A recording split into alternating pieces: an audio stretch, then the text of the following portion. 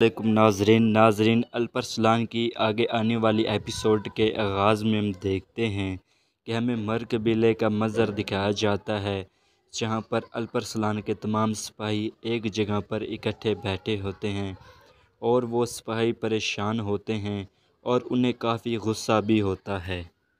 تو وہ سپاہی آپس میں باتیں کر رہے ہوتے ہیں، تو اس کے بعد ایک سپاہی کہتا ہے کہ ہمارے سلطان نے الپرسلان کو تخت کا وارث منتخب کیا، لیکن الپرسلان نے اس سے منع کر دیا۔ تو پھر اس کے بعد آگتوک کہہ رہا تھا کہ میں نے ایسا معاملہ پہلے کبھی نہیں دیکھا۔ تو اس کے بعد ایک اور سپاہی کہتا ہے کہ ہمارا کام یہ ہے کہ ہمارے حضور جہاں بھی جائیں ہمیں ان کے ساتھ ہونا چاہیے۔ وہ باقی سپاہیوں سے کہتا ہے کہ پریشان ہونے کی کوئی ضرورت نہیں ہے، ہمارے سردار الپرسلان جو بھی کریں گے ٹھیک ہی کریں گے، اور جو بھی وہ کرتے ہیں ٹھیک ہی کرتے ہیں، اور آج سے جیسا وہ کریں گے ہم ان کے ساتھ ہوں گے۔ اس کے بعد ہمیں چاوری صاحب اور الپرسلان کو دکھایا جاتا ہے۔ اس کے بعد چاوری صاحب کہتے ہیں کہ انسان اس کی ہی توقع کرتا ہے جو اسے مل سکتا ہو، اور تمہیں تخت کی آفر کی گئی لیکن تم نے منع کر دیا۔ اور وہ الپرسلان سے کہتا ہے کہ بیٹا، لفظ تیر کی طرح ہوتے ہیں، جب ایک بار نکل جاتے ہیں تو ان کی واپسی نہیں کی جاتی۔ تو اس کے بعد الپرسلان کہتا ہے کہ بابا، میں جانتا ہوں، آپ مجھے معاف کر دیں، میں نے جس مقصد کے لیے اس تخت کو چھوڑا ہے وہ مقصد اس تخت سے کہیں سے بہتر ہے اور بڑا ہے۔ اور الپرسلان کہتا ہے کہ میں جانتا ہوں، میں حکم نہ ماننے والا ایک باغی بن گیا ہوں اور اپنے چاچا کی نظروں میں برا بن چکا ہوں۔ تو اس کے بعد چاوری صاحب کہتے ہیں کہ بیٹا، میں جانتا ہوں کہ اس پرکان ایک آگ ہے جو آج بھی تمہارے دل میں جلتی ہے۔ اس کے بعد چاوری صاحب کہتا ہے کہ میں جانتا ہوں کہ ہم نے اس پرکان کے لیے کتنی قربانیاں دی، تم نے اپنی ماں کو کھویا اور میں نے اپنی پیاری بیوی کو، لیکن تمہارے علاوہ کتنے اور بچے ہیں جو اپنی ماں باپ کے بغیر پلے پڑے ہیں۔ اس کے بعد چاوری صاحب کہتے ہیں کہ میں اپنے بھائی کو جانتا ہوں، کیا تمہیں نہیں پتہ کہ اس کے پاس بھی ایک دل ہے اور وہ بھی جانتا ہے کہ ہمارے ساتھ کیا ہوا۔ امید ہے کہ وہ آپ کی بات کو سمجھ جائے گا الپرسلان۔ اس کے بعد چاوری صاحب کہتے ہیں کہ لیکن مجھے یہ نہیں پتہ کہ وہ اس کے بعد کیا فیصلہ کریں گے، لیکن مجھے یقین ہے کہ وہ اچھا ہی فیصلہ کریں گے اور ہمیں اس کی تدہین کرنی چاہیے۔ تو اس کے بعد الپرسلان اپنے سپاہیوں کی طرف آ جاتا ہے اور سپاہیوں کے پاس آ کر کہتا ہے کہ میرے ساتھیوں، میرے بھائیوں، جنہوں نے میرے ساتھ مل کر کافروں کو موت کے گھاٹ اتارا اور اپنی تلوار سے میرا ساتھ دیا۔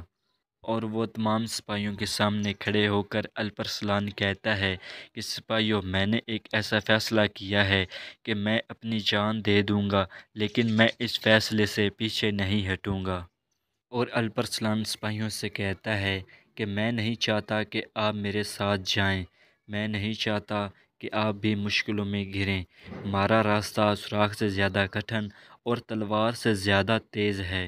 اور الپرسلان مزید اپنے سپاہیوں سے کہتا ہے کہ میں اس راستے پر چلنے کے لیے کفن کو ساتھ لیے چل رہا ہوں، اور میں کسی اور کو اس راستے پر چلنے کو مجبور نہیں کروں گا۔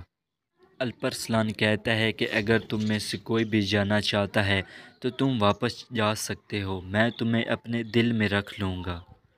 تو الپرسلان کی باتیں سننے کے بعد ایوار الپ کہتا ہے کہ حضور، آپ جو بات کہیں گے ہم انہیں مانیں گے اور ہم آپ کے ساتھ ہی چلنا چاہیں گے۔ اور دیوار الپ کہتا ہے کہ حضور، ہم آپ کے سوا کچھ بھی نہیں ہیں، اور جس جسم کا سر نہ ہو تو اس کا کوئی وجود نہیں ہوتا۔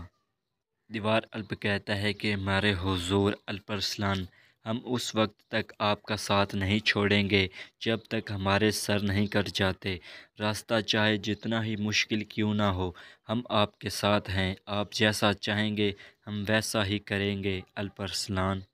تو الپرسلان ان کی باتیں سن کر بہت خوش ہو جاتا ہے۔ تو باقی سپاہی بھی کہتے ہیں کہ بھائی، ہم آپ کے علاوہ کسی کے ساتھ بھی نہیں جائیں گے، چاہے ہمارے سر ہی قلم کیوں نہ کر دیے جائیں۔ اس کے بعد الپرسلان بہت خوش ہو جاتا ہے اور کہتا ہے کہ چلو تیار ہو جاؤ، اپنے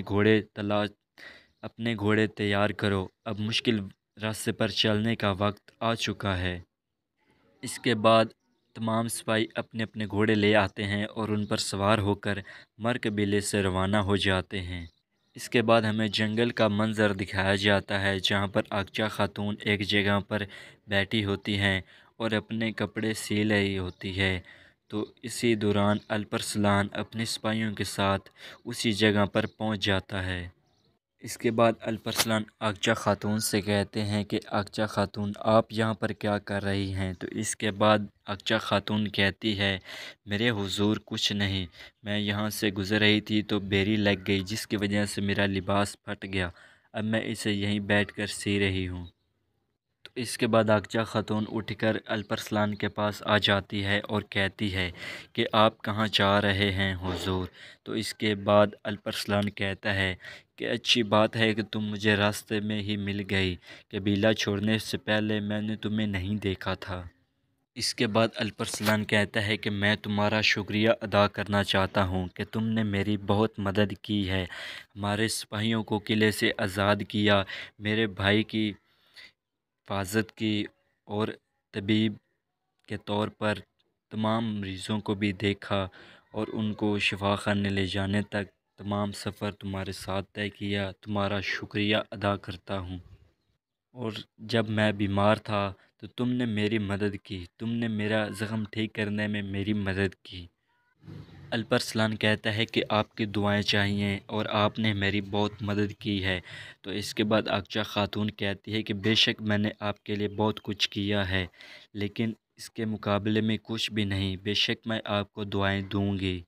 اقچا خاتون کہتی ہے کہ کیا آپ کسی مہم پر یا اس قبیلے سے دور جا رہے ہیں؟ مجھ سے دعاؤں کا کیوں کہا؟ الپرسلان کہتا ہے کہ یہ سچ ہے کہ ہم جا رہے ہیں، لیکن یہ نہیں پتہ کہ ہم کہاں جا رہے ہیں۔ تو اس کے بعد اقچا خاتون کہتی ہے کہ یہ سچ ہے۔ تو اس کے بعد الپرسلان کہتا ہے کہ ہم کچھ عرصے تک قبیلے واپس نہیں آئیں گے۔ تو اس کے بعد اقچا خاتون پوچھتی ہے کہ آپ قبیلے سے کیوں جا رہے ہیں؟ تو اس کے بعد الپرسلان کہتا ہے کہ تم نہیں جانتے، اس کے پیچھے ایک مقصد ہے۔ تو اسی کے ساتھ یہ ایپیسوڈ یہیں پر ختم ہو جاتا ہے۔ دوستو اگر آپ کو یہ ویڈیو اچھی لگی ہو تو ہمارے چینل کو لائک اور سبسکرائب کرنا نہ بھولیے گا۔ بہت بہت شکریہ۔